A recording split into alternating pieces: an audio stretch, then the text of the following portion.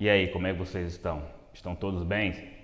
Bem, vamos à nossa quarta aula, mas antes vamos fazer uma revisão, do que vimos na nossa última aula. Falamos na terceira aula sobre a regra matriz de incidência tributária, RMIT. Abordamos o seu aspecto antecedente e o aspecto consequente. No antecedente, nós temos o TEM, quais sejam os aspectos temporal, aspecto espacial e aspecto material. Já no consequente, nós temos os aspectos pessoal e aspecto quantitativo.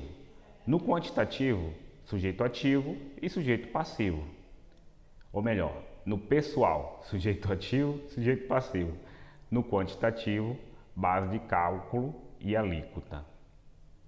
Falamos também sobre o conceito de lançamento, que é a formalização, a documentação, do fato gerador, que houve a subsunção do fato à norma, uma norma abstrata, uma norma prevista em lei, que é a nossa hipótese de incidência. Falamos também sobre os tipos ou modalidades de lançamento, a saber, lançamento direto ou de ofício, lançamento misto ou por declaração e lançamento por homologação ou auto-lançamento.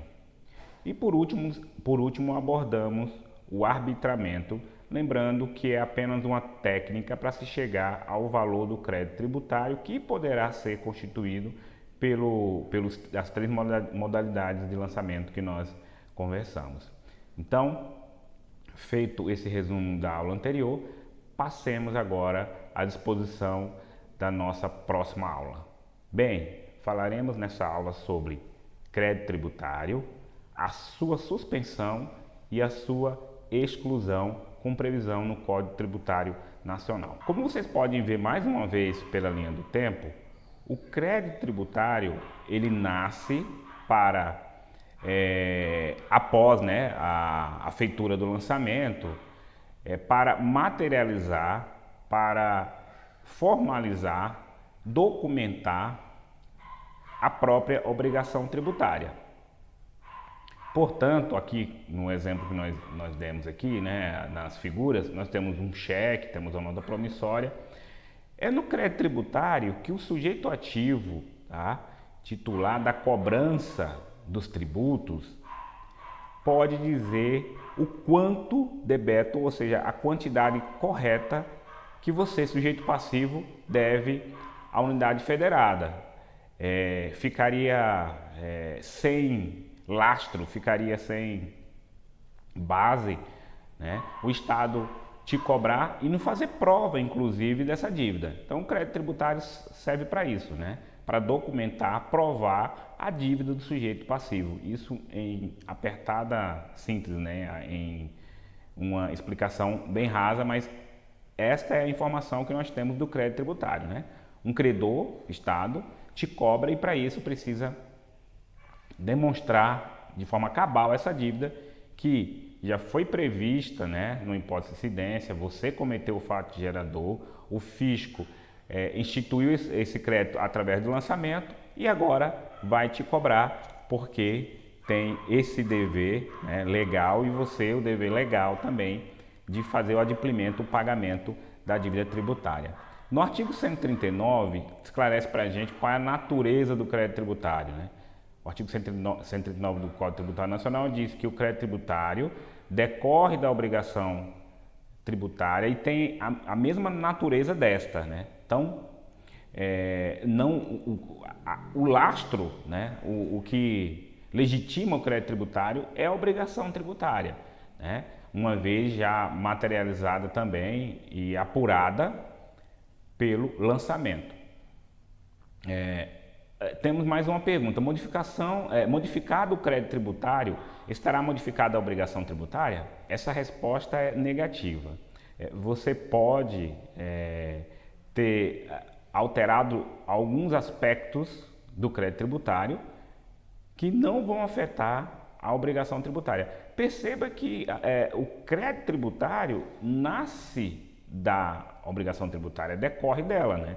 Então, é razoável que nós entendamos que se eu altero o crédito tributário, não necessariamente vou alterar a obrigação tributária. Tá? Então, a obrigação tributária ela é anterior, portanto, uma modificação no crédito tributário não implicará na modificação da obrigação tributária. Façamos a leitura aqui com a permissão de vocês do artigo 140 do CTN. As circunstâncias que modificam o crédito tributário, sua extensão ou seus efeitos, ou as garantias ou os privilégios a ele atribuídos, ou que excluem sua exigibilidade, não afetam a obrigação tributária que lhe deu origem, certo? Então, é só a gente pensar um pouco. O crédito tributário nasceu da obrigação tributária e não o contrário. Logo, podemos ter alterações no crédito tributário sem implicar em alterações da obrigação tributária. Dito isso, iremos adentrar agora, né, nos tipos de suspensão do crédito tributário, constante lá do artigo 151 do nosso Código Tributário. Bem, e o que de fato é a suspensão do crédito tributário ou suspensão da exigibilidade do crédito tributário? Com o lançamento, o fisco já tem o poder de cobrar, tá, esse crédito tributário do sujeito passivo.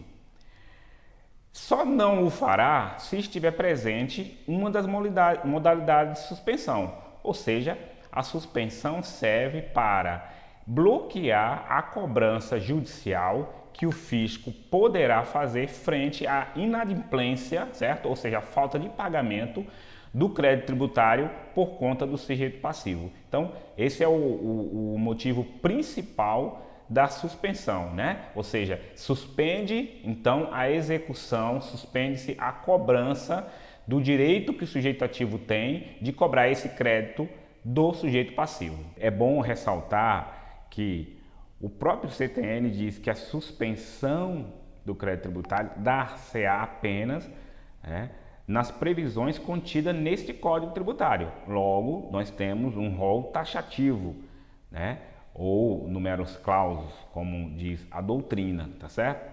O artigo 141 do CTN é bem claro com relação a isso. Façamos a leitura. O crédito tributário regularmente constituído somente se modifica ou extingue ou tem sua exigibilidade suspensa ou excluída nos casos previstos nessa lei, fora dos quais não podem ser dispensadas sob pena de responsabilidade funcional na forma da lei, a sua efetivação ou as respectivas garantias. Então, na prova, se houver alguma afirmação dizendo que pode ser previsto outras formas de suspensão do crédito tributário, essa afirmativa está errada, né? Pelo artigo 141 do CTN, esse rol é taxativo, só pode ser feita a suspensão do crédito tributário nas modalidades de suspensão previstas no Código Tributário Nacional. E quais são esses tipos de suspensão? Fizemos aqui um processo mnemônico, né, para vocês pensarem, facilitarem o entendimento, tá? Tem aquela máxima de que a gente fala que a pessoa morde e depois assopra. Aqui não. Aqui é tu morde e limpa, tá? Só para fixar. Tu de tutela antecipada, mo de moratória, R de recursos e reclamações, D de depósito do montante integral, LIM de liminar judicial e PAR de parcelamento. Faremos o estudo individualizado de cada uma dessas hipóteses de exclusão. Então, começaremos pela moratória prevista lá no artigo 152 do CTN. A moratória nada mais é do que uma prorrogação, uma dilatação legal do pagamento de tributos. Então, a lei, né, vai prever um prazo maior para que se pague esse tributo, tá certo? Então, por exemplo, você tem um tributo que é para iniciar o pagamento em 1º de janeiro, uma lei pode dizer, olha, vamos exigir esse pagamento, né, dar um prazo, não uma carência, para que se comece a pagar a partir de 1º de abril. Então, a lei que tem que prever esse lapso aí, né, vamos dizer assim, esse prazo concessivo desse benefício fiscal que é a moratória, tá? Passando para frente um pagamento que deveria ser feito de forma pretérita. A moratória possui dois caráteres, né? Ela pode ser concedida no caráter individual ou no caráter geral, tá? Quando nós falamos do caráter individual da moratória, isso vai ser replicado, inclusive, tá? Lá na exclusão do crédito tributário, que nós vamos ver à frente, na anistia e na isenção, tá certo? Então, a exclusão é um gênero, né? No qual nós temos a espécie a anistia e a isenção. Poderão também, nós vamos ver, ser dado em caráter individual esses dois institutos, mas segue o que está colocado também para a moratória, ou seja, quando for um caráter individual, tá? Tem que ser feito por despacho administrativo. Em caráter individual, a moratória também não gera direito adquirido, tá certo? E também, em caráter individual, precisa atender algumas regras. O sujeito passivo precisa mostrar para a administração tributária que se ele preenche alguns requisitos que estenda a ele a concessão da moratória. Já no caráter geral, não. Moratória, ela não precisa ter atendido os critérios, né? O nome já está falando, é geral, não precisa de individualização.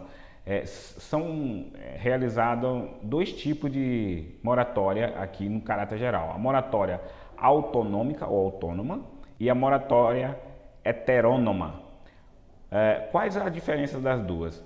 A moratória autônoma ou autonômica é aquela concedida pelo próprio ente da unidade federada, ou seja, o Estado concedendo a moratória para os contribuintes do seu território, né?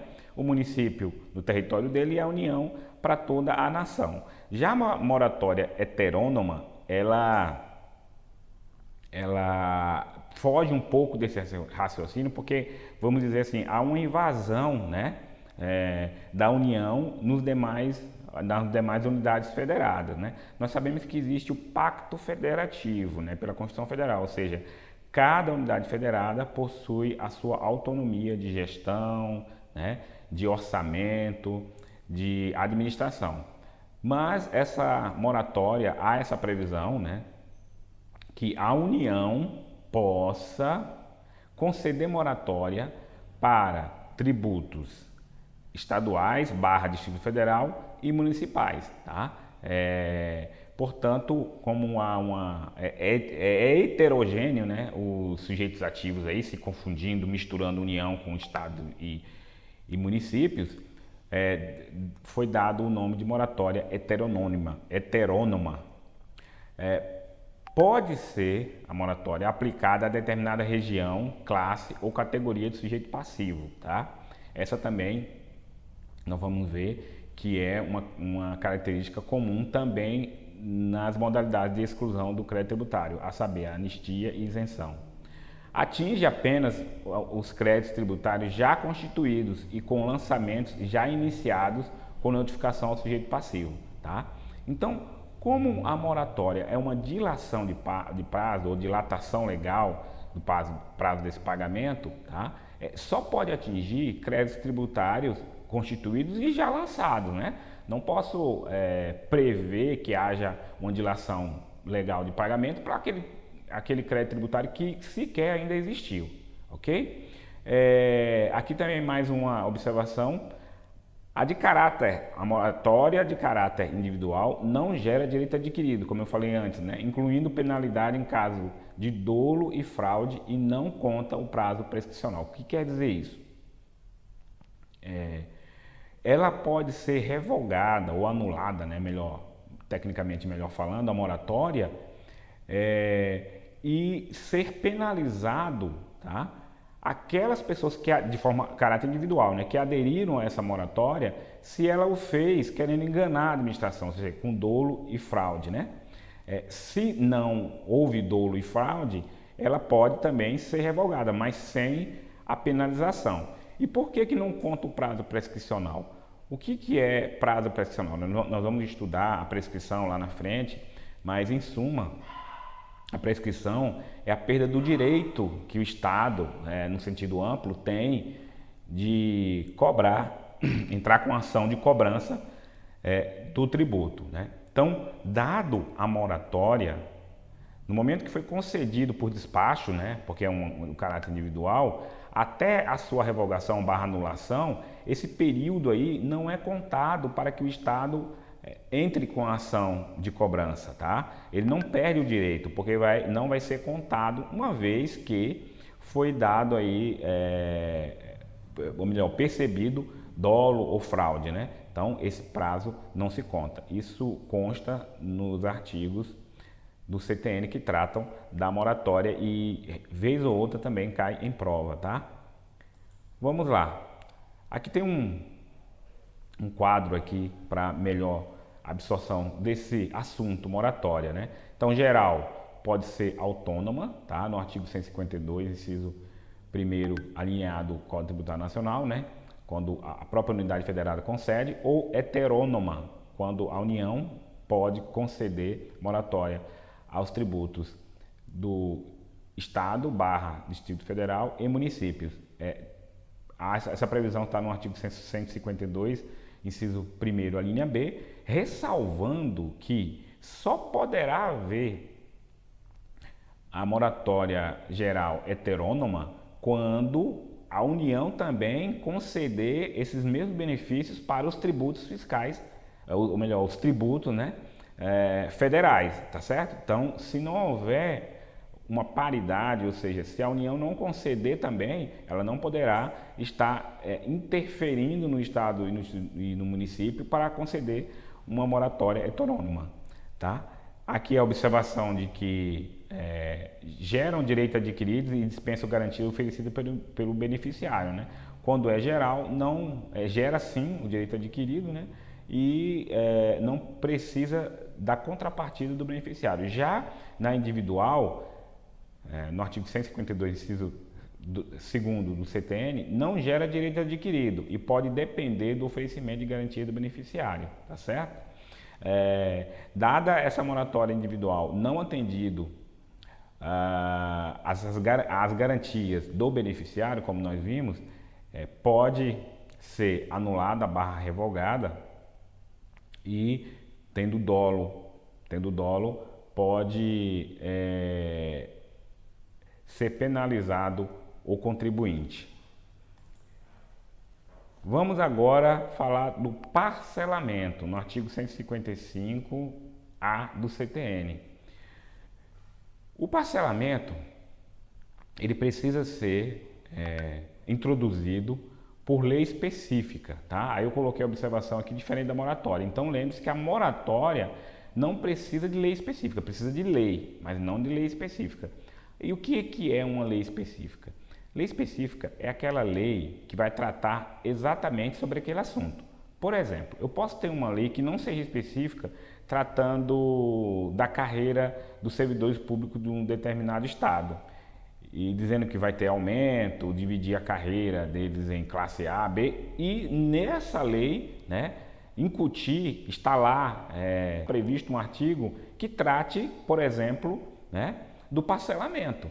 Então, essa lei, ela não pode introduzir o parcelamento, porque o CTN diz que tem que ser uma lei específica, ou seja, a lei tem que tratar exatamente e exclusivamente sobre o parcelamento, tá? Portanto, uma lei que trate de outro assunto não pode trazer no seu corpo assuntos pertinentes a parcelamento, porque o CTN exige lei específica. Já a moratória não. A moratória, nesse meu exemplo que eu dei, eu posso estar tratando de carreira de servidor público e conceder moratória para um determinado tributo. O regime de moratória é a ele aplicado subsidiariamente, ou seja, tudo que nós falamos sobre moratória para o parcelamento pode ser, né, atribuído se não houver uma regra específica do parcelamento. Aqui eu coloquei também a observação sobre a recuperação judicial, né? Tem um tratamento diferenciado do parcelamento nas empresas que pediram recuperação judicial, né? Parcelamento também carece de uma lei específica tratando, né, desse parcelamento na recuperação judicial, não havendo essa lei específica que vai tratar desse parcelamento no caso de recuperação judicial, adotar-se-á a lei geral da unidade federada, que não deve ser inferior às leis federais. Explicando melhor isso. Precisa haver uma lei específica para tratar de parcelamento em recuperação judicial. Mas aqui no estado não existe essa lei. Então, será aplicada a lei geral do parcelamento dessa unidade federada. E se não houver, tem que ser adotado a lei dos parcelamentos de recuperação judicial federal, tá certo? Então, tem que ter bem atenção com relação a isso aí, porque também costuma cair em prova. Eu lembro a vocês que é importante que vocês façam essa leitura desses artigos, tá? Da moratória, do parcelamento no CTN. É um texto bem pequeno e que vale a pena para solidificar o conhecimento de vocês, e muitas vezes as provas cobram apenas a letra pura da lei, tá? Então, depois das aulas aí, ou momento posterior, por gentileza, faça a leitura desses artigos. Agora trataremos de mais uma modalidade de suspensão do crédito tributário, que são o recurso, né, ou impugnação e reclamações. O recurso ou impugnação é o ato que o sujeito passivo, né, faz para contestar, para reclamar aquele crédito tributário. Por qualquer motivo ele não concorda com aquela cobrança e ele bate às portas do fisco, né, para dizer que o fisco errou em lançar aquele tributo ou se equivocou no montante desse lançamento, tá? Já a reclamação, ela vem num momento posterior ao recurso ou impugnação. Nós temos uma segunda instância, tá, de análise desses processos administrativos, tá? Geralmente tribunais administrativos, conselhos de contribuintes, por exemplo, que vão analisar aquela primeira decisão, tá, dada para a discussão daquele crédito tributário. Então, o contribuinte impugnou, o contribuinte perdeu e aí ele foi para uma segunda instância administrativa. Nesse caso, ele vai fazer uma reclamação, tá certo? Essa é a diferença entre recurso / impugnação e reclamação. Depósito do montante integral é a próxima modalidade de suspensão do crédito tributário. Geralmente, essa espécie ou modalidade de suspensão afeta a área judicial, né? Quando você está discutindo o crédito na via judicial, tá certo? O que é isso? Você, antes mesmo de finalizar o processo, você faz o depósito do montante, né, integral dessa discussão, desse crédito, né? Se houver a perda da ação por parte do contribuinte lá na frente, esse recurso ele é direcionado, né, para os cofres públicos, né? Se o sujeito passivo ganhar a ação, ele faz a captura daquele montante lá já depositado de forma antecipada, tá? Nós temos aqui a súmula 112 do STJ que diz o seguinte: o depósito somente suspende a exigibilidade do crédito se for integral e em dinheiro, tá? Então, precisa ser depositado na integralidade, mas a integralidade não é a integralidade que o sujeito passivo entende como correto. É a integralidade do crédito tributário constituído pelo fisco, tá? E tem que ser em dinheiro para ter o efeito da suspensão da exigibilidade desse crédito.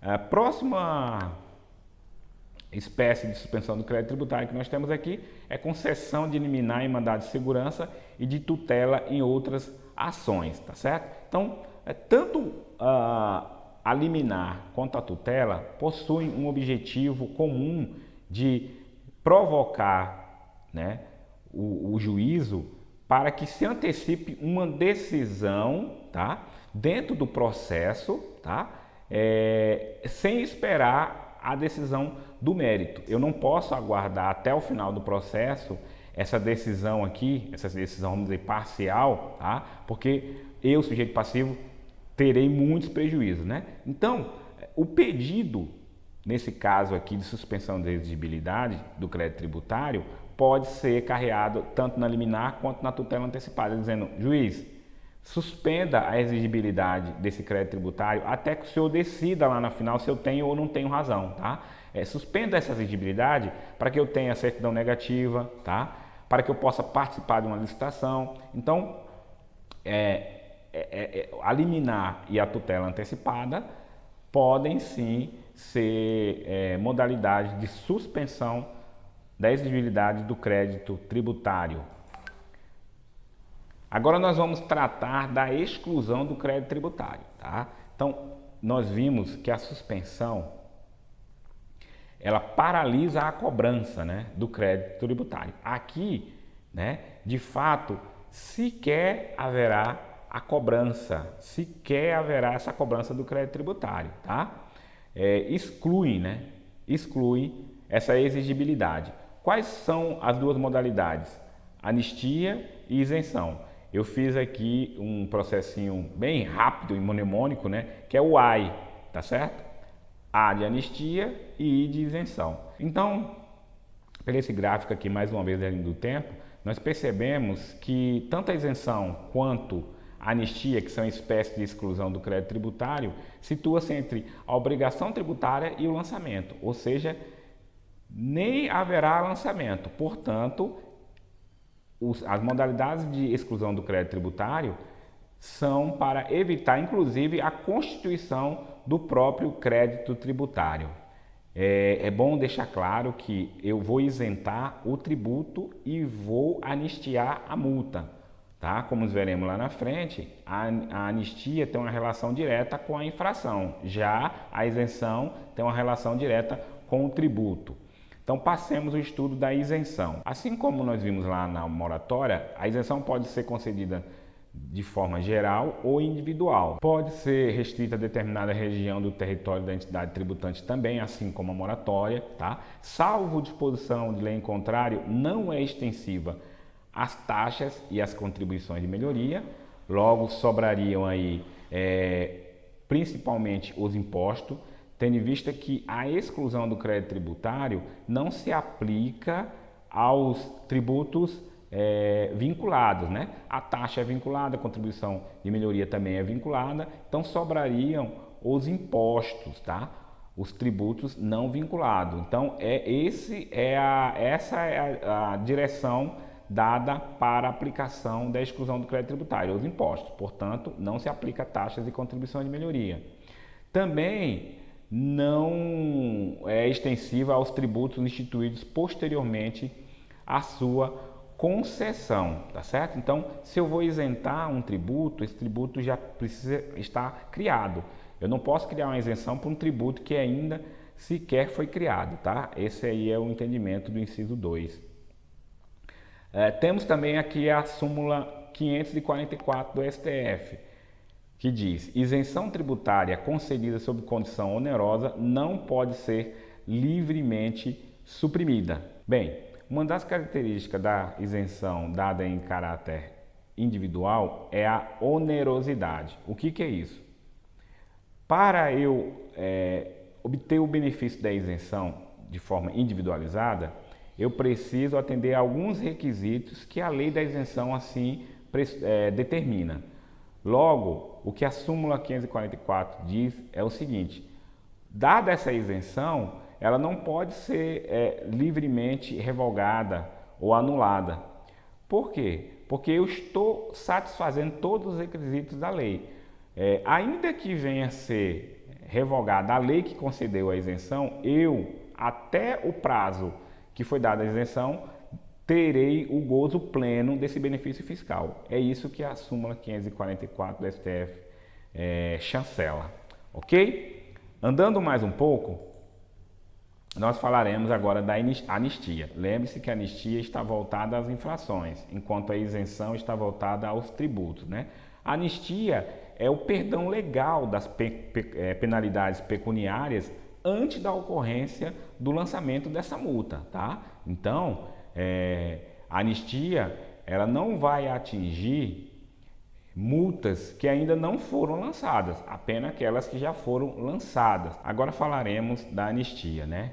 Anistia é o perdão legal da penalidade pecuniária, mas com observação, né? Para as multas que já foram lançadas, tá? Então, ela não atinge aquelas multas ainda que não foram alvo de lançamento, tá? Também podem ser geral ou limitada. Quando for geral, não precisa atender nenhum critério, mas se ela for limitada, ela pode ser limitada às infrações de determinados tributos, tá certo? A penalidades pecuniárias até determinado montante, restrita a um determinado território ou até mesmo sob a condição de pagamento de um tributo, tá certo? Então, nós acabamos de verificar aqui então a exclusão do crédito tributário nas suas duas modalidades: isenção para os tributos e anistia para as multas ou penalidades pecuniárias. Andando mais um pouco, nós vamos aqui falar sobre regras comuns à anistia e à isenção. O artigo 97 do CTN condiciona a reserva legal, tá? Quando se tratar de exclusão do crédito tributário. Vejamos a redação. Somente a lei pode estabelecer as hipóteses de exclusão, suspensão e extinção de créditos tributários ou de dispensa ou redução de penalidades, tá? A exigência de lei específica para concessão de isenção ou anistia, constante lá no artigo 150, parágrafo 6º da Constituição Federal, tá? A utilização compulsória do método literal tem a sua previsão no artigo 111, inciso 1º. Vejamos a redação. Interpreta-se literalmente a legislação tributária que disponha sobre suspensão ou exclusão do crédito tributário. Costuma cair muito essa redação do artigo 111, inciso 1º, tá? Então, o que quer dizer isso? Interpretação literal. Toda vez que eu vou conceder esse benefício fiscal aí, né, suspensão ou exclusão do crédito, eu preciso me ater estritamente ao que está colocado na letra da lei que concedeu essa exclusão ou essa suspensão, tá? Não cabe ao intérprete, não cabe ao Estado, não cabe à administração fazendária fazer uma ampliação desse entendimento para aqueles casos que pareçam que são similares, serem também beneficiados dessa isenção, dessa anistia, tá? Dessa suspensão do crédito tributário, né? Em todas as suas modalidades. Então, eu preciso me ater exatamente, estritamente, literalmente ao que está, né? Eu não posso nem ampliar, nem reduzir essa interpretação, ok?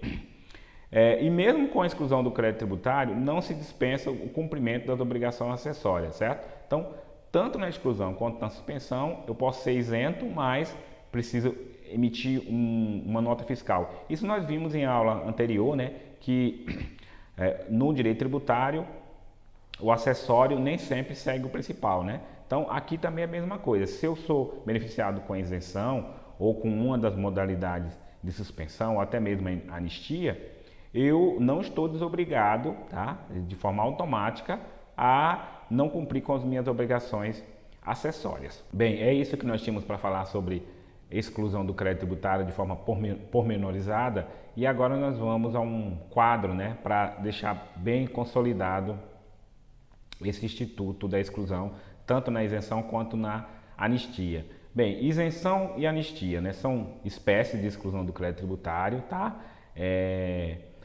Exclui, né? Então, o próprio crédito tributário tem a previsão aqui da isenção no artigo 176 a 179 do CTN e a anistia 180 a 182, tá certo? Ambas dependem de lei e essas leis precisam ser específicas, tá certo? Pelo gráfico lá da linha do tempo, nós vimos que inibem o lançamento, tanto a isenção quanto a anistia, tá? A interpretação tem que ser literal. A isenção dispensa o tributo, já a anistia dispensa a multa, né, que no direito tributário é a penalidade. Atinge a obrigação principal, tá? As obrigações tributárias acessórias permanecem incólumes, ou seja, eu não estou dispensado da obrigação acessória porque eu fui isento ou fui anistiado, tá?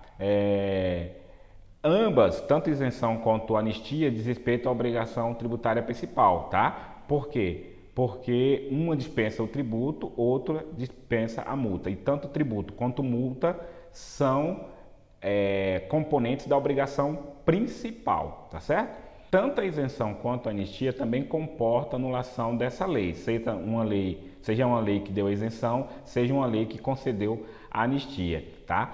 Andando mais um pouco, nós temos aqui também que a isenção abrange os fatos geradores posteriores à lei, sendo para frente, né? A lei isentante é para frente. Já a anistia abrange os fatos geradores anteriores à lei, ou seja, a lei da anistia alcança as situações pretéritas. A lei anistiadora é para trás, tá? E por último temos a motivação. Na isenção, um caráter socioeconômico, sociopolítico. Por exemplo, isenção do IPTU para os maiores de 60 anos de idade e isenção do IPVA para os PCDs. Já a anistia não. A anistia, o objetivo mesmo é retirar, né, a situação de impontualidade, né, de inadimplência do sujeito passivo. Ok? Então, gente, ficamos por aqui nessa nossa quarta aula, deixando mais uma frase para vocês de motivação. Desanimar é válido, mas desistir não. Você nunca mais vai conseguir se olhar no espelho se desistir.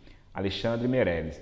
Então, eu espero vocês na próxima aula. Bons estudos e nos aguarde nas questões pertinentes ao tema do crédito tributário, suspensão e exclusão.